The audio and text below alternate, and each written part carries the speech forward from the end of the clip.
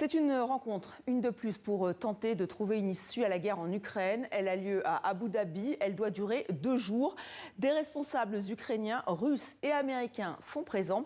Est-ce qu'il y aura des discussions directes entre les deux camps? Rien n'est moins sûr. Et parmi les points abordés, il y a bien sûr l'épineuse question des territoires, comme nous l'explique Pascal Bourgault. Les pourparlers à Abu Dhabi entre Russes et Ukrainiens parviendront-ils à démêler l'épineuse question du Donbass? Avant tout accord, la Russie exige que l'armée ukrainienne se retire de la partie du Donbass toujours sous son contrôle, ici en jaune sur la carte, ce qui est inacceptable pour Kiev. Hier, lors de la réunion à Moscou entre le président Poutine et les émissaires américains Steve Witkoff et Jared Kushner, la position russe était déjà claire.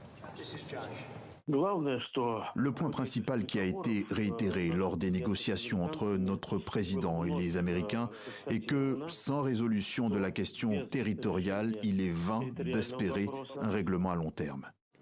Au même moment, en Suisse, en marge du sommet de Davos, les présidents américains et ukrainiens ont échangé sur l'après-guerre.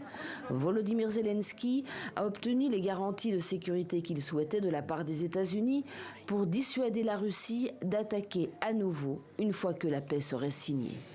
Dans son avion de retour, Donald Trump s'est montré optimiste tout en rappelant que le conflit concernait davantage l'Europe que les États-Unis.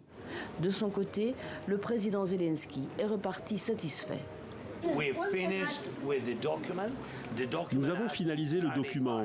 Il doit maintenant être signé par les deux parties, par les présidents, puis transmis aux parlements nationaux, le Congrès des États-Unis et le Parlement ukrainien.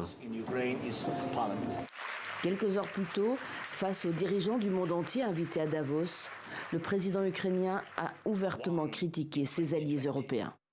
Certains dirigeants européens sont d'Europe, mais pas toujours pour l'Europe. L'Europe se considère davantage comme une géographie, une histoire, une tradition commune, mais pas comme une véritable force politique, pas comme une grande puissance. Les Européens ne sont pas associés aux négociations de Abu Dhabi.